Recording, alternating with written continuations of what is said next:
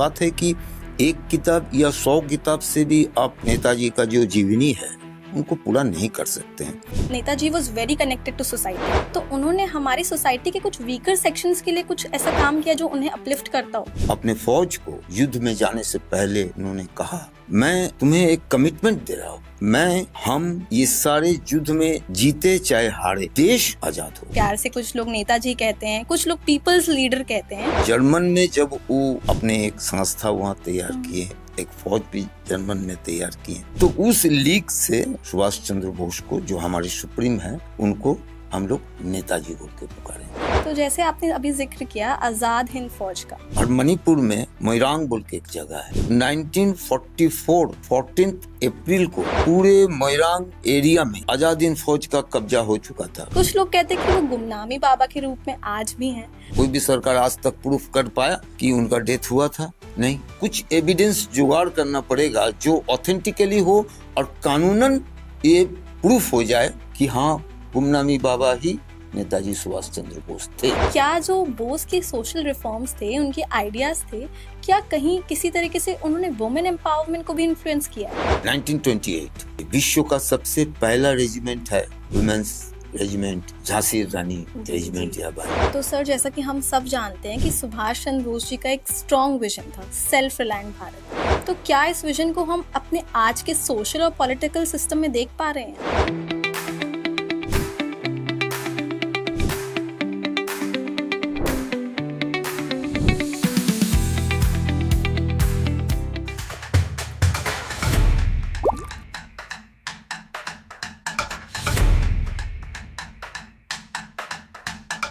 Welcome to the another episode of BFC Publications podcast, where your words meet wisdom and your stories find their voice.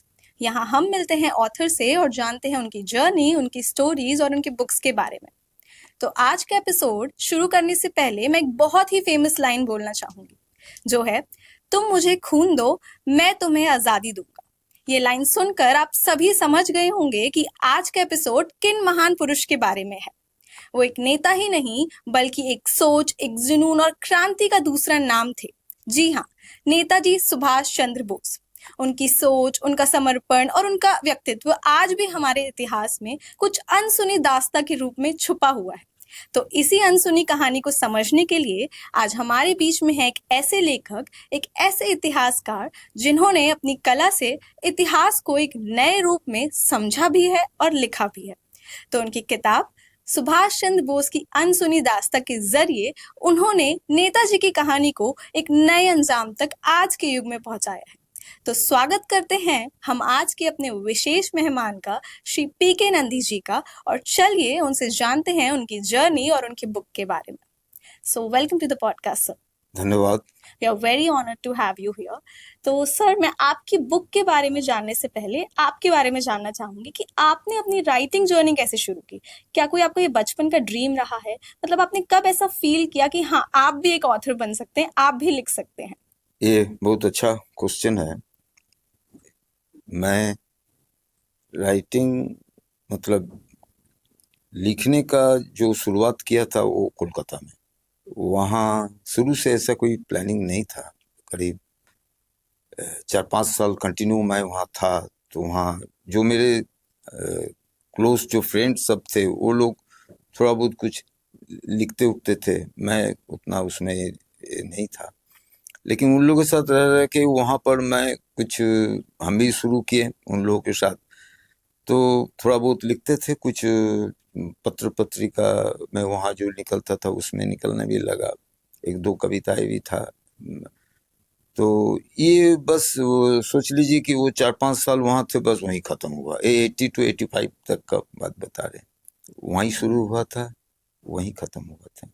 उसके बाद फिर second time जब हम जहाँ रहते हैं जमशेदपुर में आए, तो वहाँ अपना बचा कुचा जो पढ़ाई था या जो भी अपना कैरियर को लेकर के चिंतित हुए, वहाँ से फिर अपना कैरियर में लग गए उस समय। और उसके बाद फिर कभी कुछ लिखे नहीं थे। तो नंदी जी, आपने जो एक पुस्तक लिखी है जिसका नाम है सुभाष चंद्र बोस की अनसुनी दास्तां, तो मतलब मैं आपसे ये पूछना चाहूंगी, सुभाष चंद्र बोस जी पे आपने क्यों लिखा? मतलब इसके पीछे कोई स्पेसिफिक रीजन रहा है आपका? डेफिनेटली इसके पहले एक बात बता देते कि मेरा जो फैमिली बैकग्राउंड है वो मेरे पिताजी, मेरे दादाजी या मेरे जो अंकल्स थे, उन लोग आज़ादी के लड़ाई में हिस्सा लिए थे। और हमारे घर के जो माहौल था वो उसी हिसाब से था। बहुत सारे कहानियां उन लोगों से सुना करते थे। और नेताजी तो मैं बुक में भी लिखा हूँ, वो तो हमारे यहाँ उनको भगवान के जैसा माना जाता है। तो इसीलिए नेताजी के ऊपर एक जो सोचिए कि मेरा जो थॉट था या उनके प्रति जो मेरा लगाव था, उनका आदर्शों के साथ जो हम अपने करियर में भी, अपने लाइफ में भी उनके आदर्शों के साथ मैं चलता हूँ। तो अब किताब लिखने के बारे में लेकिन मैंने कभी नहीं सोचा था कि उनके ऊपर, क्योंकि मैं समझता हूँ कि मैं उस काबिल ही नहीं था, अभी भी नहीं हूँ। खैर, मैं काफ़ी कई स्कूलों में मेरा आना जाना है और मैं स्कूल में पढ़ाता नहीं हूँ, लेकिन वहाँ का प्रिंसिपल या वहाँ का टीचर्स मुझे अलाउ किए हैं। मैं काफ़ी बच्चों से मिलता हूँ तो सुभाष चंद्र बोस के बारे में बातें करता हूँ, हमारे देश के आज़ादी की सच्ची कहानियाँ के बारे में बातें करता हूँ कहानी के तौर पर। तो लेकिन ये पर्याप्त नहीं था, तो उनको किताबें चाहिए, किताब पढ़ना होगा। तो मैंने 2-4 किताब बाहर से मंगाया हिंदी में कि उन लोगों के बीच में वितरण करूँगा, उन लोग उसको पढ़ेगा तो ज़्यादा जानकारी होगा। लेकिन ये किताबें अच्छा है लेकिन उनके योग्य नहीं था। तो मैंने दूसरे सोर्स से कोशिश किया किसी से लिखवाने का, किसी ग्रुप से लिखवाने का, वहाँ भी मैं सफल नहीं हुआ। तो वो पिछले अनुभव मेरा काम आया और उस अनुभव के आधार पर मैं उनका काफ़ी किताबें पढ़ता हूँ, अभी भी पढ़ता हूँ, पढ़ा हूँ नहीं बोलूँगा, अभी पढ़ता हूँ। काफ़ी किताबें हैं हमारे घर में, तो वो सब पढ़ाई कुछ काम आया। और मैं ऐसा एक किताब बच्चों के लिए लिखना चाहता था। एक बात है कि एक किताब या 100 किताब से भी आप नेताजी का जो जीवनी है उनको पूरा नहीं कर सकते हैं, लेकिन बच्चों को एक प्राथमिक जो नेताजी के बारे में जानना जरूरी है, जो जानने के लिए जितनी जरूरत है, वो मैंने उस किताब में देश गौरव सुभाष चंद्र बोस की अनसुनी दास्तां नाम दिया। तो देकर मैं उस किताब को आपके यहाँ से पब्लिश हुआ, तो मैं उस किताब को कई बच्चों के बीच में वितरण किया हूँ, काफ़ी बच्चों के बीच में। तो यही उनके ऊपर लिखने का बात था। आपको सुन के लगता है कि आपने बहुत रिसर्च की है, हर एक चीज़ आपने बहुत बारीकी से पढ़ी है, तब जाके ये किताब लिखी है। तो जब आप रिसर्च कर रहे थे नंदी जी, तो आपने कभी ऐसा सोचा, मतलब आपको कभी ऐसा लगा कि जो उनके पॉलिटिकल डिसीजंस थे नेताजी के, तो उन्होंने उस पर रिग्रेट कभी किया हो? बिल्कुल नहीं, बिल्कुल नहीं, यही इसका जवाब।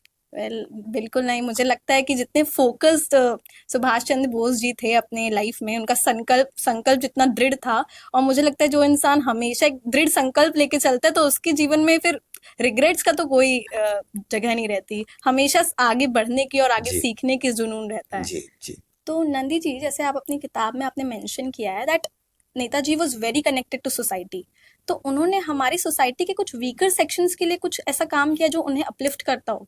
देखिए, ये जरूर ये इम्पोर्टेंट बात है। हम जिस समय का बात आप कर रहे हैं, उस समय और आज का समय में बहुत अंतर है।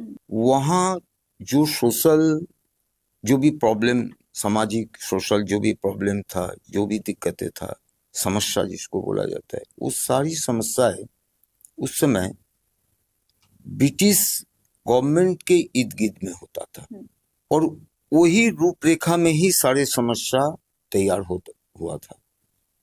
कुछ भी, क्योंकि एक समस्या का भी एक प्राथमिकता होता है, हर चीज का एक प्राथमिकता होता है। और वही सारे समस्या को कैसे निदान किया जाएगा, या उससे ये ब्रिटिश का ये समस्या को कैसे समाप्त किया जाएगा, इसको लेकर हमारे देश में हजारों व्यक्ति ने आंदोलन किए, हजारों व्यक्ति ने उसमें अपने बलिदान दिए हैं, शहीद हुए हैं उसी समस्या। और उसके बाद ये समस्या जब नेताजी के सामने आया तो एक देखिए, उन्होंने उनका सबसे बड़ा जो कमिटमेंट एक होता है समाज के ऊपर, कोई भी नेता या कोई व्यक्ति का जो कमिटमेंट होता है, उस उनका सबसे बड़ा जो कमिटमेंट था ब्रिटिश मुक्त भारत। और हम, नेताजी कहते थे, हम इस चीज को ला करके रहेंगे। तो ये कमिटमेंट लेकर उन्होंने आगे बढ़ा, और इस कमिटमेंट को लेकर जब आगे बढ़ा तो कई सारी समस्याएं आए, वो सारी समस्याओं को उन्होंने निदान किया और इस कमिटमेंट को उन्होंने पूरा किया, चाहे भारत में रहकर भी और हमारे देश के बाहर जाकर भी। आज हमारे देश जो आजाद हुआ है ड्यू टू नेताजी सुभाष चंद्र बोस, उनका एक मुख्य भूमिका है। बिल्कुल बिल्कुल। और उनका जो एक कमिटमेंट था वो अंत तक था। उन्होंने जब देश के बाहर जाकर आजाद हिंद फौज का निर्माण किया, आजाद हिंद फौज का डेवलप किया, तो उस समय उन्होंने अपने फौज को युद्ध में जाने से पहले उन्होंने कहा, मैं आज तुम्हारे साथ तुम्हें एक कमिटमेंट दे रहा हूं, हम ये सारे युद्ध में जीते चाहे हारे, इस युद्ध में हम जीते चाहे हारे, देश आजाद होगा। उन्होंने कहा कि हम में से कौन व्यक्ति उस आजादी को देखने के लिए जिंदा रहेगा, इसका कोई महत्व नहीं, देश आजाद होगा, इस सबसे बड़ी बात है। तो देश आजाद हुआ और इसको कोई, इसमें कोई संदेह नहीं है, कोई नहीं, इसमें कोई किंतु परंतु नहीं है कि हमारे आजाद हिंद फौज के वीरता, उनके त्याग, उनके बलिदान, उनके खून से देश आजाद। बिल्कुल, मैं आपसे एग्री करूंगी कि हमारे इंडिपेंडेंस में, हमारी आज़ादी में सबसे बड़ा रोल सुभाष चंद्र बोस जी का रहा है। उनके सैक्रिफाइसेस, उनका बलिदान, तभी शायद लोग आज उन्हें इतना प्रेज भी करते हैं। और लोग उनको बहुत अलग अलग नामों से बुलाते हैं प्यार से। कुछ लोग नेताजी कहते हैं, कुछ लोग पीपल्स लीडर कहते हैं। तो मेरा अगला सवाल इसी बेसिस पे है कि आपको क्या लगता है कि जो नेताजी का रिलेशन था उनके सपोर्टर्स के साथ, वो कैसा था? मतलब उन्होंने कैसे उस रिलेशन को और स्ट्रांग बनाया है? पहले सवाल का जवाब दें, नेताजी कहाँ से आया, नेताजी क्यों उनको बोला गया? बिल्कुल बिल्कुल दीजिए। ये जर्मन में बहुत कोई बोलते हैं कि, मतलब बहुत कोई अपने किसी भी तरह, उन लोग किसी भी तथ्य के द्वारा बोलते हैं कि उनके हिटलर ने उनको नाम दिया था, लेकिन मैं इससे सहमत इसलिए नहीं हूँ कि मैं कभी नहीं कहीं पढ़ा हूँ। तो उनको जर्मन में जब वो अपने एक संस्था वहां तैयार किए, एक फौज भी जर्मन में तैयार किए, तो उस लीग से उनको नाम रखा गया था कि सुभाष चंद्र बोस को, जो हमारे सुप्रीम है, उनको हम लोग नेताजी बोल के पुकारेंगे। उसके पीछे में कुछ ऐसे भी कहानियां है कि जब उन्होंने वो जो फौज, आजाद हिंद फौज का जो इंडियन पीपल था, जो ब्रिटिश इंडियन आर्मी था, जो जर्मन जिन लोगों को पकड़ के बंदी बनाया था, उन लोगों को तो मुक्त कराया गया था कुछ परसेंटेज। तो उन लोगों के सामने जब नेताजी जब अपना विजन रखा, लक्ष्य रखा कि ऐसा ऐसा है, अभी भी तुम लोग लड़ोगे, लेकिन अब तुम ब्रिटिश को होके नहीं लड़ोगे, तुम अब देश को आजाद करने के लिए लड़ोगे। तो काफी लंबा स्पीच, काफी बहुत सारे चीजें हैं। तो ये सब चीज लेकर के उन लोगों ने सोचा कि, उन लोगों ने ये कहा भी कि आप ही मेरे सही नेता हो, और आज से आपको हम लोग नेताजी बोलेंगे। तो ये जर्मन में उनको नेताजी का उपाधि मिला। और सुभाष चंद्र बोस अपने देश में एक जननेता, एक बहुत बड़ा नेता, यंग नेता के नाम से पूरा जाने जाते हैं हमारे देश में, लेकिन नेताजी के नाम से पूरे विश्व उनको जानता है। बिल्कुल। आप सेकंड क्वेश्चन देखिए, ये मतलब एक जननेता जिसे कहा जाता है, नेता तो जननेता हुआ, एक जननेता का जो प्राथमिकता होता है, उनका जो सोच होता है, होना चाहिए कि जनता के लिए सोचे। बिल्कुल। जनता क्या मांग रहा है वो सवाल नहीं है, उनको वो जो चाह रहा है उसमें प्राथमिकता क्या है, उसे क्या देना चाहिए हमको। और जब उन्होंने 1938 में हमारे देश में कांग्रेस का राष्ट्रीय अध्यक्ष जब वो बने, तो उनकी प्राथमिकता था स्वास्थ्य, शिक्षा और रोजगार। देश उस समय आजाद नहीं था, ये आत्मनिर्भर का बात था। तो ये तीन चीज एक व्यक्ति का, कोई भी व्यक्ति का, एक समाज का, एक देश का आत्मनिर्भर बनने के लिए ये तीनों चीजों की बहुत जरूरत है। तो इस तीनों चीजों में उन्होंने जोर दिया, उस पर काम भी किए। आपको याद होगा, आप जानते भी हैं, जो प्लानिंग कमीशन जो हुआ, ये उन्हीं का देन है, उन्हीं के समय 38 में प्लानिंग कमीशन बना था, जो आज भी हमारे देश में है, उसके आधार पर काम हो रहा है। तो ये जो आप अगर जननेता बनने जा रहे हो तो जन के लिए काम करोगे तो आप जननेता बनोगे। तो सही में वो जननेता थे। I believe he was a very selfless leader, मतलब उन्होंने अपने से पहले अपने समाज को रखा, समाज के हित में काम किया है। ये तो है ही है, ये तो सही बात है, तभी जननेता बने। बिल्कुल बिल्कुल। तो जैसे आपने अभी जिक्र किया आज़ाद हिंद फौज का, तो मेरा नेक्स्ट क्वेश्चन ये है कि अगर आज़ाद हिंद फौज सफल हो जाता तो क्या इंडिया 1947 से पहले आज़ाद हो जाता? देखिए, होता नहीं होता एक किंतु परंतु वाला बात आता है, यहाँ कोई किंतु परंतु का बात नहीं होना चाहिए। स्टेट कार्ड आपको मैं बता रहा हूं, मैं काफी दिन हो गया, लग गया हमको जाने में, लेकिन लास्ट फरवरी में मैं एक जगह गया था, मणिपुर।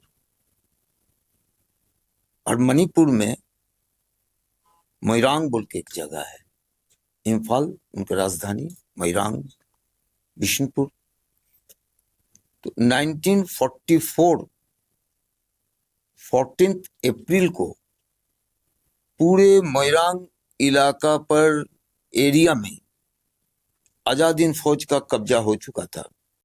और उस दिन 14 अप्रैल 1944 को वहां फ्लैग होस्टिंग किया गया था, तिरंगा, जातीय तिरंगा। और वहां के जो बहादुर ग्रुप एक थे, इंटेलिजेंसी ग्रुप का जो कर्नल थे शौकत अली मलिक, उन्होंने वहां पर नेताजी के आदेश में फ्लैग होस्टिंग किया था। देश का उस एरिया को ब्रिटिश मुक्त करके उन्होंने काफी आगे तक बढ़ा था। बिशनपुर वहां से करीब मोइरांग से करीब आपका 30-35 किलोमीटर या थोड़ा ज्यादा होगा, वहां तक उन्होंने टोटल अपना कब्जा में ले लिया था। और उधर से फिर नागालैंड का कोहिमा में उन्होंने विजय प्राप्त किया था। इधर आसाम, ये चारों तरफ से उन्होंने उधर, अगर की बात आता है कि कहीं ना कहीं अगर लग ही जाता है, अगर सही सपोर्ट हमारे देश ने उस समय उनको दिया होता आजाद हिंद फौज को, तो डेफिनेटली वो जो आजादी के तिरंगा जो मोइरांग में होस्टेड किया गया था, वो दिल्ली में भी होता, रास्ता तैयार होता। और वहां जाकर मैं काफी कुछ देख कर आया हूँ, जो सच पूछिए तो ये कोई भाषा नहीं है उसको समझाने का या बोलने का। तो इसलिए मैं कहूंगा कि हाँ, अगर आजाद हिंद फौज को जो मुसीबतें उनके सामने आया था, वो सारे मुसीबतें अगर नहीं आया होता तो डेफिनेटली 47 में ही 44 में ही हमारे देश आजाद हो गया रहता। और सबसे बड़ी बात, अखंड भारत की आजादी होती। बिल्कुल, सपोर्ट बहुत मैटर करता है। तो नंदी जी, जैसे आपने हमें बताया कि सुभाष चंद्र बोस का एक विजन था, एक अप्रोच थी, तो क्या आप हमें बता सकते हैं कि उनकी अप्रोच किसी स्पेसिफिक इशू को एड्रेस करती थी? वेल, देखिए, उनका अप्रोच के बारे में तो मैं कुछ देर पहले बहुत सारे चीज बताया। तो विजन क्या था वो तो मैं बताया हूँ आपको। अब देखिए, एक स्पेसिफिक बोले तो कई चीजें आ जाता है ना। लेकिन मेरे जो बुक में है उसमें भी जी। बहुत सारी चीज है, लेकिन एक चीज मैं बताना चाह रहा हूँ। वो 1940 में ही होगा। 40, हाँ, 40 में। तो उन्होंने देश छोड़ने के पहले जो एक स्पेसिफिक आंदोलन उन्होंने किया था, बहुत बड़ा आंदोलन था, और वो था हॉलवेल मूवमेंट। तो ये जो मूवमेंट था, इसमें सबसे बड़ा बात था कि जितने भी यंग जनरेशन था, चाहे वो लड़कियां हो, लड़के हो, कॉलेज के स्टूडेंट, या और भी जितने यंग जनरेशन, सभी ने उनका इस आंदोलन से जुड़ गया था। सभी धर्म के लोग, सबसे बड़ी बात है, उन्होंने ये उनके आखिरी आंदोलन था भारत में रहते हुए। उसके बाद उन्होंने देश छोड़ दिया, पर उसके बाद उन्होंने जेल गया। जेल के बाद फिर घर उनको जो है रिहा किया गया था। तो उसके बाद उन्होंने देश ही, लेकिन ये अंतिम उनका एक आंदोलन था भारत छोड़ने के पहले। और इस आंदोलन के जरिए उन्होंने एक मैसेज दिया था देश में। वो मैसेज था कि युवाओं को छोड़कर, अलग रखकर आप कोई आंदोलन नहीं कर सकते हैं। बिल्कुल। और कभी किसी भी राष्ट्रीय आंदोलन में धर्म का बाधा नहीं आना चाहिए। सभी धर्म के लोग एक साथ मिलकर अगर हम लड़ेंगे, तभी कोई राष्ट्रीय समस्या जो भी है उसको आप सॉल्व कर सकते हैं। ये मैसेज उन्होंने जाते जाते देके गए थे। तो इस आंदोलन को मैं सबसे बड़े रूप में देखता हूँ। ओके, तो मेरा नेक्स्ट सवाल है नंदी जी आपसे, बहुत ही मिस्टीरियस क्वेश्चन है, मुझे लगता है इसका आंसर सबको ही जानना चाहते हैं, एक राज। जैसे कुछ न्यूज़ रिपोर्ट्स बताते हैं कि सुभाष चंद्र बोस जी की डेथ एयरप्लेन क्रैश में हुई थी। कुछ लोग कहते हैं कि वो गुमनामी बाबा के रूप में आज भी हैं। तो आपका क्या कहना है, आपका क्या ओपिनियन है, आपको क्या लगता है कि किस हद तक ये सच है? पहला क्वेश्चन, उनका डेथ प्लेन क्रैश में जो बोला जाता है 18 अगस्त 1945 में, जी। वो गलत है। इसका बहुत सारा साबुत है, बहुत सारा एविडेंस है। और सबसे बड़ा एविडेंस है, आज तक कोई सरकार प्रूफ नहीं कर सका। बिल्कुल। और ये जो प्लेन क्रैश हुआ था, उस दिन तो कोई प्लेन क्रैश हुआ ही नहीं था, इसका भी डॉक्यूमेंट है। तो ये जो रहस्य है, ये अब रहस्य नहीं है। ये पूरे हमारे देश के लोग इस चीज को जानते हैं। जिस चीज के बारे में जानते हैं, नहीं, वो अब रहस्य कहाँ रहा। इसमें कोई रहस्य नहीं है। सेकंड क्वेश्चन आपने कहा, गुमनामी बाबा नेताजी सुभाष चंद्र बोस थे कि नहीं थे। देखिए,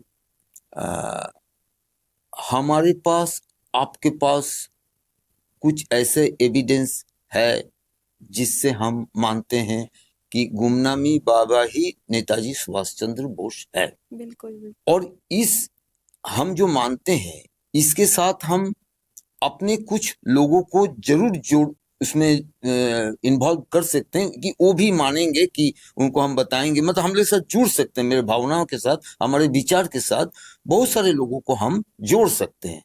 लेकिन अगर पूरे भारत को जोड़ना है, ये काम कौन करेगा? सरकार करेगी।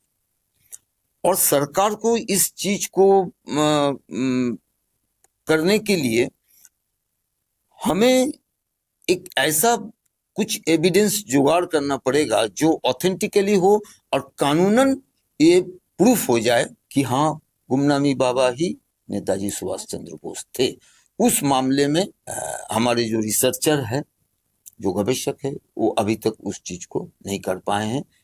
जिस दिन कर लेंगे, उस दिन सरकार पर हम लोग दबाव डालेंगे कि आप इस चीज को अनाउंस करो, तो जग जाहिर हो जाएगा।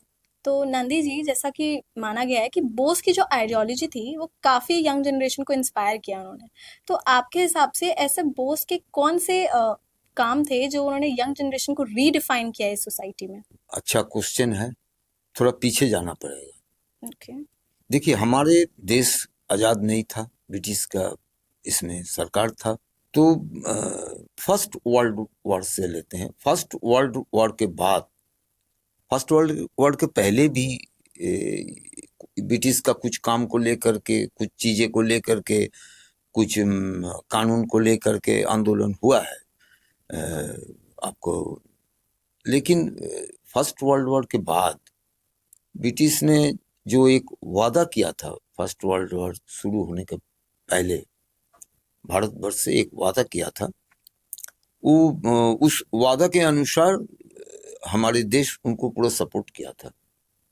हमारे देश के खासकर युवा वर्ग ब्रिटिश फौज में भर्ती हुआ था, लेकिन उन्होंने वो वादा तो नहीं निभाया, उल्टे हम लोगों को जालियांवाला बाग दिया था। और हिजली एक जेल, एक जगह है जहाँ पर एक जेल, वहाँ पर निहत्थे कैदियों के ऊपर नरसंहार किया था। ये सब मिला था वादा के अनुसार, विपरीत। तो उस समय, उसके बाद भी, एक वॉर के बाद देश, कोई भी देश थोड़ा शांति का पीछे थोड़ा जाना चाहता है, शांति खोजता है, थोड़ा शांति रहे इतना। तो उस समय गांधी जी का अहिंसा आंदोलन बहुत काम किया, क्योंकि आपको जैसा बोले, एक शांति का माहौल सब खोजता है।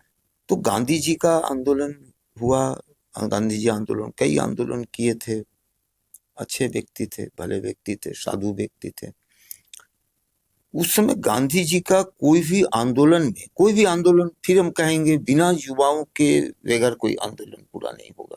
बिल्कुल, युवाओं का साथ चाहिए। तो उस समय युवाओं ने गांधी जी का या राष्ट्रीय कांग्रेस का जो भी आंदोलन हुआ, युवाओं ने काफी मदद किया है। अपना घर बार छोड़ के, यहाँ तक कि अपने पढ़ाई छोड़ के, देश के लिए पढ़ाई छोड़ के, ब्रिटिश का मार खा के, जेल जा करके उन्होंने साथ दिया था। लेकिन अचानक सुनते हैं कि वो आंदोलन को विड्रॉ कर लिया गया। तो उस समय युवाओं के बीच एक नाराजगी था, एक रोष था। हम इस आंदोलन के लिए अपना सब कुछ त्याग के आ गए, कितने लोग मारे भी गए, कितने लोग जेल गए। और आंदोलन जब समाप्त कर दिया गया, विड्रॉ कर लिया गया, तो कुछ एक व्यक्ति ने मिलकर ही, जो लोग लीडर थे बड़े बड़े, उन लोग मिलकर, तो उस समय आपको कैसा लगेगा? युवाओं को थोड़ा सा निगलेक्ट किया गया, उनका यूज किया गया, मैं बोल सकता हूँ ना ये बात। तो उस समय उन पर नाराजगी था और असंतुष्ट तो थे ही। तो उस समय एक जननेता के रूप में एक व्यक्ति सामने आया, जो यंग जनरेशन को बहुत ज्यादा इंपॉर्टेंट देने लगे, उनके बातें को समझने लगे, उनसे वो सीधी तौर पर बातें करते थे। तो और वो नेता, जो जननेता थे, वो व्यक्ति कभी भी, एकदम उनका दृढ़ विश्वास था कि अहिंसा के आंदोलन में देश आजाद नहीं होगा। बिना हिंसा का, बिना खून का देश आजाद नहीं हो सकता। वो थे नेताजी सुभाष चंद्र बोस। तो उनका, और उस समय जो हमारे जो यंग जनरेशन का भी यही सोचना था कि देश आजाद के लिए हमें लड़ाई करना पड़ेगा, अपने जीवन का बलिदान देना पड़ेगा, तब देश आजाद होगा। तो ये जो थॉट था, ये हमारे सुभाष चंद्र बोस के साथ यंग जनरेशन का एक बाइंडिंग हो गया, और ये चीज आगे तक, अंत तक बना रहा। तो इसीलिए यंग जनरेशन सुभाष चंद्र बोस को समझ पाए थे, ये बड़ा बात नहीं। सुभाष चंद्र बोस यंग जनरेशन के भावनाओं को कदर किए थे। जी, बिल्कुल, मैं आपसे वो एग्री करूंगी। तो ये तो हो गई यूथ की बात। अब हम बात करते हैं वुमेन्स की। तो क्या जो बोस के सोशल रिफॉर्म्स थे, उनके आइडियाज थे, क्या कहीं किसी तरीके से उन्होंने वुमेन एम्पावरमेंट को भी इन्फ्लुएंस किया है? अब जिस जमाना का बात हम लोग कर रहे हैं, उस जमाने में लड़कियां, महिलाएं उतना एडवांस नहीं थी। बिल्कुल। 1928 उस समय हमारे देश के कांग्रेस का राष्ट्रीय अध्यक्ष थे मोतीलाल नेहरू। तो मोतीलाल नेहरू 1928 में कोलकाता आए थे। आना था तो बड़े नेता है, आने का महीना 2 महीना पहले वो प्रोटोकॉल तैयार हो जाता, उनका शेड्यूल तैयार हो जाता। तो उस समय एक यंग नेता उभर कर सामने आए थे, एक जो उनके गुरु देशबंधु चित्तरंजन दास थे। वो कोलकाता के पूरा कांग्रेस का एक तरह से हेड ही थे। वो नेताजी सुभाष चंद्र बोस ही थे, उनका शिष्य। तो नेताजी उस समय तो नेताजी वो नहीं बने थे, सुभाष बाबू। तो सुभाष बाबू के ऊपर पूरा जिम्मेवारी उन्होंने दिया देशबंधु चित्तरंजन दास, जिनको वो अपने पिता तुल्य मानते थे। तो उन पर जिम्मेवारी दिया कि तुम इस चीज को देखो, उनका अगुवाई करो, पोजीशन निकालो, जो भी करना है उनका पूरा रिस्पॉन्सिबिलिटी। तो उस समय उन्होंने वो पोजीशन निकालने के लिए, उनका अगुवाई करने के लिए एक बहुत बड़ा बहुत विशाल कुछ यंग जनरेशन को लेकर के उनका ड्रेस एकदम मिलिट्री जैसा ड्रेस था, खाकी ड्रेस, वर्दी उर्दी पहन के एकदम ये करके। और उसमें आप महिलाओं की बात कर रही, तो उस समय वो महिलाओं को भी उन्होंने शामिल किया, लड़कियों को, जो कॉलेज स्कूल का लड़की हो या जो भी यंग लड़की हो। तो उस समय यंग लड़कियों को उन्होंने शामिल किया था उस पोजीशन में। और वहां पर जाकर के वो पार्क सर्कस बोल के एक मैदान था, वहां महीनों भर उसका परेड चला, ट्रेनिंग चला, कैसे लेफ्ट राइट करेंगे, कैसे पोजीशन।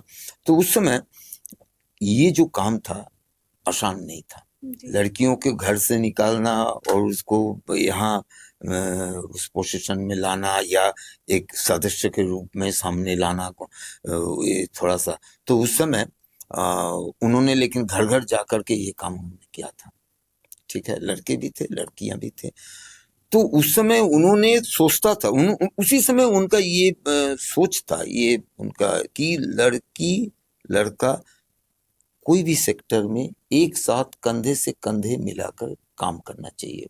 जिस तरह एक पुरुष को आत्मनिर्भर का हक है, बिल्कुल। आत्मनिर्भर होना चाहिए, तो उस तरह महिलाओं को भी, लड़कियां को भी आत्मनिर्भर होने का पूरा राइट है और उसमें उसको पहल करना चाहिए। ये इनका सोच था। यही सोच हमने आजाद हिंद फौज में देखें। ये विश्व का सबसे पहला रेजिमेंट है वुमेन्स रेजिमेंट, झांसी रानी रेजिमेंट या वाहिनी जो बोलिए। 1928 और वो था 1944-45। तो आप सोचिए कि उनका जो दूरदृष्टि था, कितने दूर तक वो सोचते थे, जो हम लोग को कई जगह हम लोग को देखने को मिला। आज आप भी महिला हो, जी, आत्मनिर्भर हो ना। बिल्कुल बिल्कुल। तो सर, जो आपकी किताब है, जैसे सुभाष चंद्र बोस की अनसुनी दास्तां, तो उस किताब में सुभाष चंद्र बोस के कैरेक्टर को कैसे हाईलाइट किया गया है? उनका डिटर्मिनेशन, उनका सैक्रिफाइस कैसे हाईलाइट किया आपने? हाँ, ये किताब में जो किताब हमने लिखे हैं, मैं क्या, कोई भी अगर उनके ऊपर किताब लिखता है, ये तीनों में से कोई एक भी नहीं छोड़ सकता है। तो बिल्कुल, ये तीनों के लेकर ही तो उनका जीवन है। तो जरूर है, तीनों चीजें हमारे किताब में बराबर कमी आपको दिखेगा।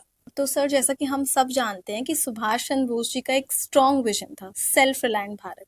तो क्या इस विजन को हम अपने आज के सोशल और पॉलिटिकल सिस्टम में देख पा रहे हैं? जहां तक आत्मनिर्भर की बात है, तो भारत आज आत्मनिर्भर है जी, इसमें कोई भी दो मत नहीं है। लेकिन इस चीज को, इस आत्मनिर्भरता को और मजबूत बनाना होगा। बिल्कुल। और जहां तक पॉलिटिकल में नेताजी का जो सोच था, जो उनका जो विचार था, वो बिल्कुल नहीं है। जी मुझे नहीं दिखता है। जी पॉलिटिकल को उन्होंने एक जिस एंगल से वो देखना चाहते थे, उस एंगल से हम आज के पॉलिटिकल को नहीं देखते हैं। ये मेरा खुद का राय है। और उसके बाद उसके बहुत सारे कारण हैं। आज के भारत को आत्मनिर्भर है, मैं बोला आज के भारत को उनके दृष्टिकोण से अगर हम देखते हैं तो वहां बहुत सारे कमियां हैं। जी जो जिस नजर से वो देखना चाहते थे, हम कहेंगे वो चीज आज भारत में नहीं है। हमारे देश के आजादी के पहले या आजादी के बाद उनका जो आदर्श था, उनका जो सोच था, जो विचार था, उस सारी चीज को अनदेखा किया गया, अलग दरकिनार कर दिया गया और आगे बढ़ते गए लोग, जिसका परिणाम आज हम बहुत सारे कुछ देख रहे हैं।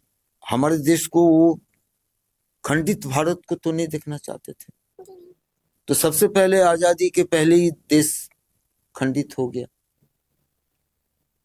जरूर बोलेंगे कि अगर बोस का आदर्शों पर अगर हम चले होते, उनके जो दृष्टिकोण से अगर हम देखे होते, सभी धर्म को एक साथ लेकर अगर हम चले होते, तो हमारे देश आज दो टुकड़ा नहीं होता। यही चीज है जिसके चलते आज भारत आत्मनिर्भर तो है, लेकिन उनके दृष्टिकोण से जो भारत होना चाहिए था, उसमें बहुत सारा कमियां हैं। तो नंदी जी, आप हमें ये बताइए कि जो डेथ सर्टिफिकेट की बात है, सुभाष चंद्र बोस जी की डेथ के बाद उनको डेथ सर्टिफिकेट क्यों नहीं इशू हुआ? आपका क्या कहना है इसमें? हाँ, डेथ सर्टिफिकेट कब मिलता है? जब डेथ हो जाती है। डेथ हो जाती है। तो जब डेथ नहीं हुआ था उस समय, तो कहाँ से सर्टिफिकेट मिलेगा? डेथ होने से ना सर्टिफिकेट मिलेगा। डेथ तो पहले प्रूव कीजिए। कोई भी सरकार इतने दिन से, कोई भी सरकार आज तक प्रूफ कर पाया कि उनका डेथ हुआ था? नहीं। तो ये तो सुप्रीम कोर्ट में भी तो केस चला था। सुप्रीम कोर्ट ने भी तो बोला था कि जब तक हमारे देश से कुछ ऐसा, एक समय उनको भारत रत्न देने के लिए विचार किया गया था मरणोपरांत, तो सरकार ने उस समय कोशिश किया था ना कि उनका मरणोपरांत जो सो भारत रत्न दे करके हम ये प्रूफ करना चाहेंगे कि कर देंगे कि उनका डेथ हो गया था उस समय। तो लेकिन जब एक दूसरे व्यक्ति ने जब इस पर जब केस किया, आपत्ति जताई, केस किया, सुप्रीम कोर्ट में केस गया, तो सुप्रीम कोर्ट ने तब तो उन्होंने इस चीज को विड्रॉ कर लिया। सरकार ने सुप्रीम कोर्ट में कहा है कि आप उनका पहले डेथ हुआ था वो साबित कीजिए, फिर भारत रत्न दीजिए। कहाँ आज तक कर पाया? तो जब डेथ प्रूफ नहीं हुआ तो सर्टिफिकेट बनेगा कहाँ से? बिल्कुल। ये तो सब जानते हैं, आज पूरा देश जानता है कि वो जो ये जो चीजें जो था वो फेक था। और इसमें कोई दो मत नहीं है। सरकार ने कई बार कोशिश किया है उस चीज को स्टेबल करने के लिए, उस डेट को उनका करने के लिए। अभी भी कई जगह उस तरह का गूगल में दिखता है, लेकिन वो सब फेक है। अब देश नहीं मानता है कि उनका उस दिन ये हुआ था, डेथ हुआ था। तो आपके हिसाब से सुभाष चंद्र नहीं बोस जी नहीं, की डेथ नहीं सर्टिफिकेट हुई? कहाँ से आएगा? कोई सर्टिफिकेट नहीं है। तो सर, आपने अपनी किताब का नाम रखा है सुभाष चंद्र बोस की अनसुनी दास्तां। तो ये अनसुनी दास्तां क्या है? आप क्या लोगों को एक पहलू बता सकते हैं जो लोग आज भी नहीं जानते हैं? हाँ, ये अनसुनी दास्तां इसलिए मैंने रखा है, जैसे तो सुभाष चंद्र बोस के बारे में हम लोग, नेताजी के बारे में हम लोग बहुत ही कम जानते हैं। उसमें से देखिए, मैंने जो पढ़ा हूँ, मैं उसमें कुछ चीजें उसमें हम दिए हैं जो मैं और कहीं भी किताब में नहीं पढ़ा हूँ। वो मेरा अपना एक सोच था। जैसे एक बता रहे हैं वो क्रिप्स मिशन, ओके। है ना, एक क्रिप्स मिशन हमारे यहाँ देश के जो क्रिप्स मिशन फेल हुआ था, तो ये हमारे किताब में ऑफिशियली ये आपको दिखेगा वो जो कि क्रिप्स मिशन फेल हुआ था। लेकिन मैं कहता हूँ क्रिप्स मिशन भारत के नजर से फेल था। हमने उस चीज को, उनका जो एक जो लेकर के आए थे हम लोग के पास, एक ऑफर जो लेके आए थे, मैंने उस ऑफर को हमने एक्सेप्ट नहीं किया। तो उन्होंने दो चीजें लेके आया था, गिव एंड टेक। ये पहली बार है कि ब्रिटिश अपना किसी व्यक्ति को भेजा है गिव एंड टेक, कि आप ये लो और ये दो। उस समय सेकेंड वर्ल्ड वॉर चल रहा है। तो क्रिप्स का मिशन था, उन्होंने आया था कि आप हमें संपूर्ण रूप से सपोर्ट कीजिए ये सेकेंड वर्ल्ड वॉर में, और वर्ल्ड वॉर हम जीतेंगे तो आपको मैं डोमिनियन स्टेटस हम देंगे, ठीक है, आपको एक पावर ऑफ दिया जाएगा। तो उस समय गांधी जी ने कहा कि सबसे पहले तो ये हमें देखना पड़ेगा कि आप सेकेंड वर्ल्ड वॉर जीतोगे कि नहीं जीतोगे। ये बात भी सही था, क्योंकि उस समय हमारे एशिया में जितने भी कॉलोनीज था उनका, हमारे ब्रिटिश का, वो सारे कॉलोनीज खत्म हो चुका था, जापान ने परास्त कर दिया था, वहां पर सारे खो बैठे थे, खाली एक भारत रह गया था। तो बोला ये तो पीडीसी चेक है, पोस्ट डेटेड चेक है, वो होगा कि नहीं होगा कोई। और दूसरी बात है, गांधी जी ने कहा कि आप यहाँ हो बोल के ही शायद जापानीज हमारे यहाँ अटैक कर सकते हैं, तो आप ही यहाँ से जाओ, हम अपना देख लेंगे। तो क्रिप्स मिशन फेल हुआ, चला गया। लेकिन क्रिप्स क्या चाहता कि आप हमें हमारे सपोर्ट करो और आप जनमानस के सामने जा करके जापानीज के विरुद्ध में सपोर्ट, मतलब जापानीज के विरुद्ध में बोलो। लेकिन हमारे उस समय ऐसे नेता भी थे जो लोग क्रिप्स को पूरा सपोर्ट किए थे। जो हमें देना चाहता वो तो हम नहीं लिया, हम नहीं लेंगे, तुम वापस जाओ। लेकिन जो वो चाहते थे वो पूरा हुआ था, हिस्ट्री बोल रहा है वो पूरा हुआ था। उस समय हमारे जो नेता थे, वो नेता लोग पूरा भारत घूम घूम के इस चीज को बोला कि हमें ब्रिटिश को सपोर्ट करना चाहिए, जापानीज हमारे ऐसा है ऐसा है। उन लोग को हमारे एक के बुराई एक के अच्छाई, तो वो जो चाहते थे उसको तो मिला था। इस बारे में किताब में मैं डिटेल्स में लिखा हूँ, ये अपनी मेरी एक सोच है। और ऐसे तो बहुत सारी चीजें हैं, हमें लगता है कि कुछ कुछ नया चीज मैं उसमें जोड़ा हूँ, एडिशन कुछ है जो हम कई जगह से कलेक्ट करके उसमें किए हैं। तो इसीलिए मैं अनसुनी दास्ता इसका नाम दिया हूँ।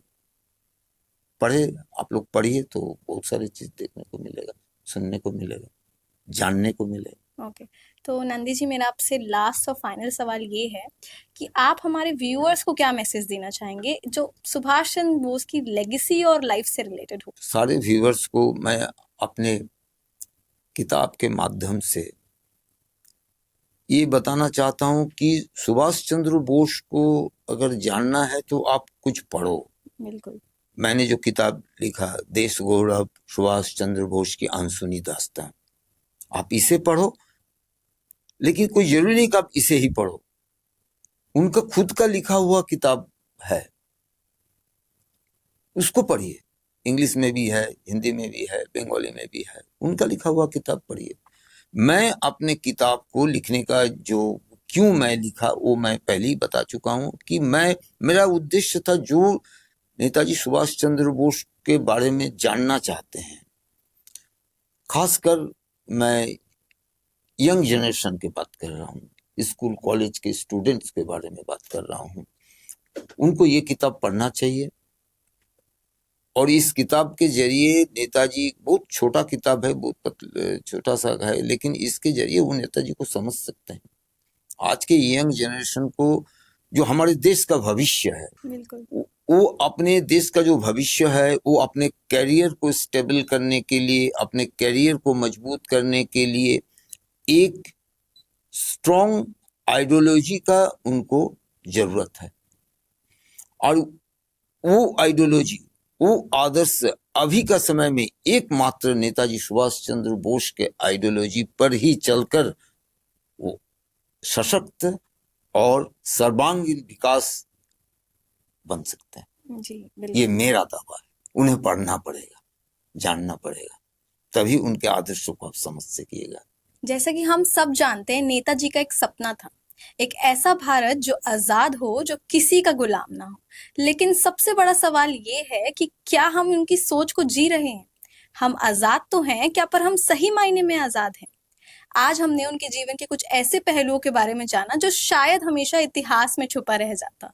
तो ये हमारे लिए एक आईना है कि हम जाने और हम उनको याद करें कि उनका विजन सिर्फ हमारी हिस्ट्री टेक्स्ट बुक्स तक नहीं था, बल्कि एक ऐसा ब्लूप्रिंट था जो नए भारत के लिए था। तो आज जब हम इस एपिसोड का समापन कर रहे हैं, तो मैं चाहती हूँ कि हम इस विचार से करें कि जो नेताजी का सपना था वो हम सबका सपना है, सिर्फ उनका सपना नहीं। और उन्होंने अपना कर्तव्य पूरा किया है, तो बारी अब हमारी है कि हम अपना कर्तव्य पूरा करें और उनकी सोच को हम अपने जीवन में जरूर अपनाएं। तो आज हमारे बीच एक ऐसे लेखक थे जिन्होंने सुभाष चंद्र बोस जी की कहानी को एक बखूबी बहुत सुंदर तरीके से एक पुस्तक के रूप में हम सबके सामने प्रस्तुत किया है। तो मैं उनका तहे दिल से शुक्रिया अदा करना चाहूंगी। तो अंत में मैं अपना पॉडकास्ट यहाँ पे उनके एक अभिवादन से संबोधित करना चाहूंगी जो उन्होंने दिया है, जो है जय हिंद, जय भारत।